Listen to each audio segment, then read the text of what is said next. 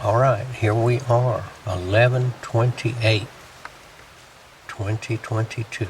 We are in the truck. I don't know what time it is. It's approaching 6 o'clock in the morning. We're sitting in our parking spot in the woods, waiting for a little bit later to get in the Rhino 180 deer blind. But it's not quite time. So I decided to try this experiment of doing my spiritual portion of the video in the truck while we sit here. Now, what I'm thinking about this morning, I was thinking about fasting. And I've fasted, a number of times throughout my life, and I know it's good for me. Now, I'm going to tell you what Yeshua, my master, said when he was on earth.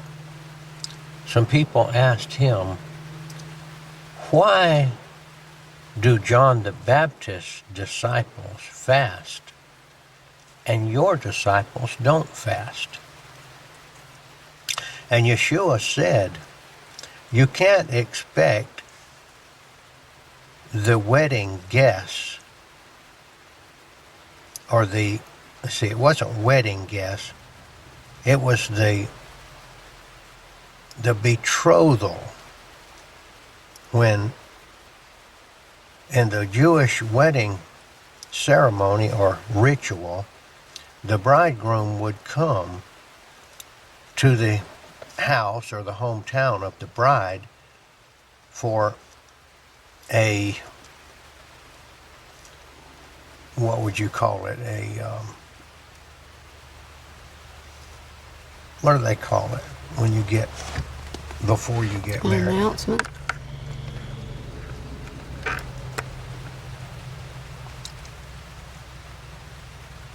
Oh, not an announcement. When you make promises that you're going to get married. Sorry, I can't think of the word. But he would come and meet the family and plan the wedding that would take place at a future date. And they would party. Nobody would be thinking about fasting. There would be quite a few dinners given by the family to announce that there was going to be a wedding. And then after that was over with, the bridegroom would leave, and he would go back maybe to where he lived, and he would prepare a place for them to live when they got married. Engagement. I finally got the engagement is what he came. They became engaged. And Yeshua said, you can't expect during the engagement for everybody to fast. This is a time of joy and a time of merriment. But when he left, then that's when you would be fasting. Now that would be specifically the bride would fast. They still do it now. A woman that's going to get married, she knows it's going to be in a certain amount of time. She'll go on a diet and try to lose weight so she can get in that wedding dress. Now, when he left Earth, that was a picture of when Yeshua came to Earth. That was the engagement. He came to present himself to the bride, which is us, the believers. And everybody's real happy when they become a believer and all that kind of stuff. But then he left, and that's when he became crucified and left to prepare a place. He said, I go to prepare a place. In my Father's house are many mansions. And we've been waiting these 2,000 years for him to come back. In those days, he said, you will fast. Well, that's now. We haven't seen him come back yet. So now is when we will try to make ourselves presentable to him. We will fast. We will stay in good shape. We will refrain from going out to bars and hanging around in places where people get in trouble. And we will try to do our best to make ourselves pleasing to him for when he comes back. So now is the time for the believers to fast. And I know this story is getting long-winded, but it actually has a meaning. Now we have, those that believe, have the Holy Spirit. It happens when you become a believer. The Holy Spirit is guiding you. But that doesn't mean that the evil spirit, the spirit of the devil, is not also trying to tear you away from the bridegroom, Yeshua Jesus.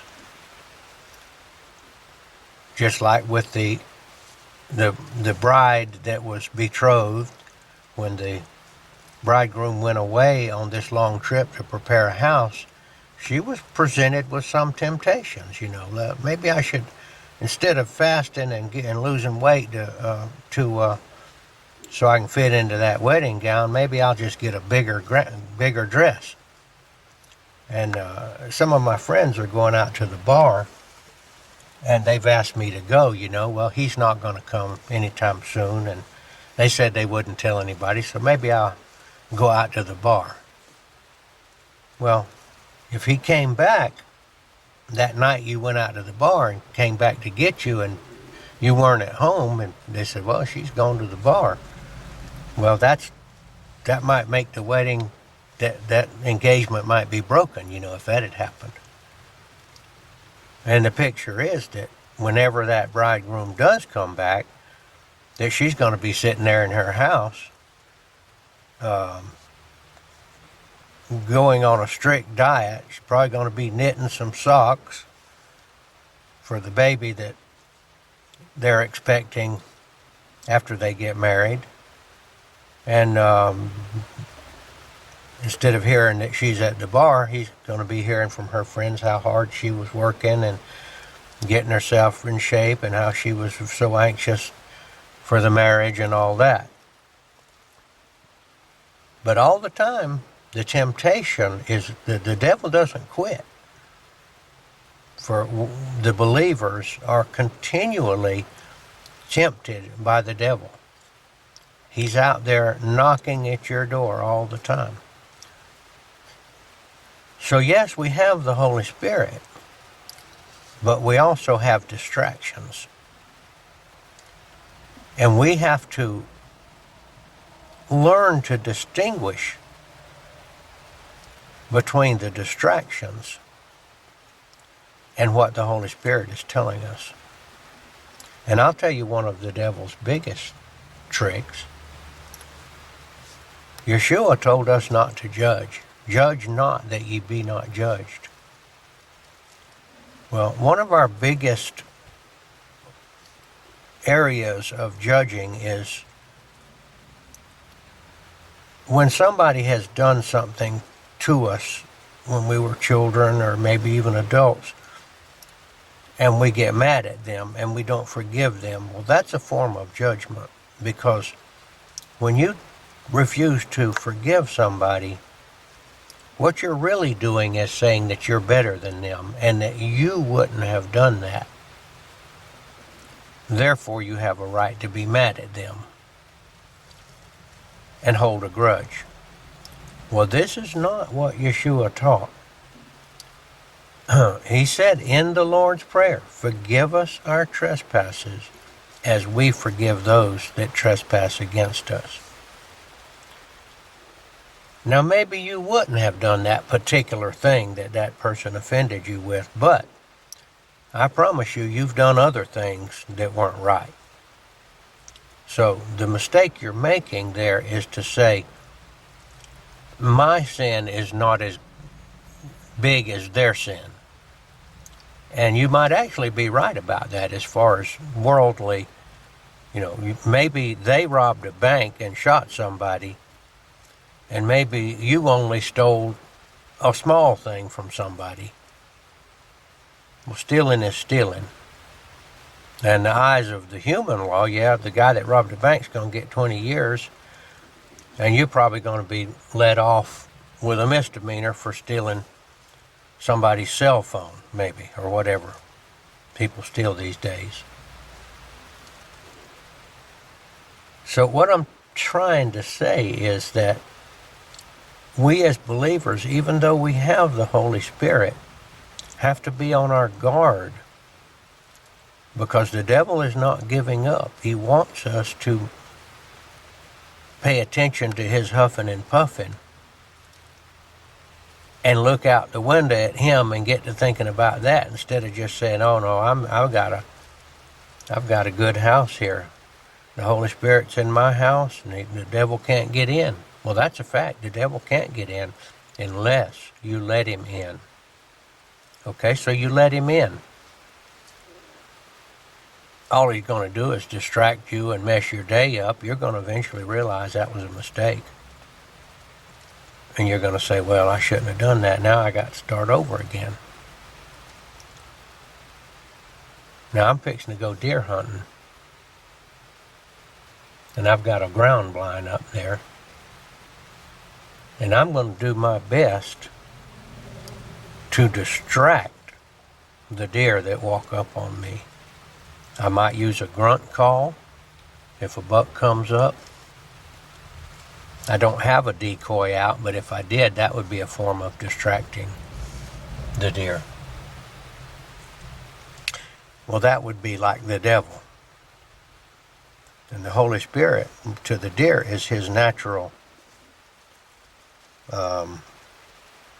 defenses that they have. They're very cautious, they listen, they smell. But if you can distract those deer with some kind of a noise or a grunt call or a decoy or pile of corn or whatever, then you can distract them just long enough that you can draw your bow, raise your crossbow, or whatever, and shoot them.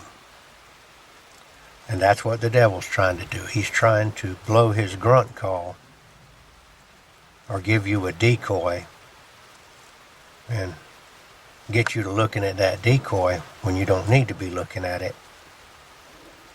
And whenever he gets you doing that stuff, he's going to draw that bow back and try to shoot you with it. Well, that's what came to me this morning. Took me a while to kind of get the analogy explained, but maybe it'll come out good when we get this thing on video. And if this works out, it'll give me a way to do my spiritual lesson while I'm waiting for the sun to get closer to coming up before we get in the blind. So I'm kind of interested in seeing how this does turn out and how this rambling lesson that I tried to talk about comes out.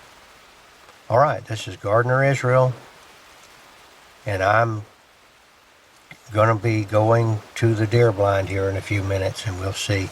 We might film a little bit about that. Hopefully I can get a video of distracting the deer, because as far as he's concerned, I'm the devil, and I'm trying to get him. All right, this is Gardener Israel, signing off for now.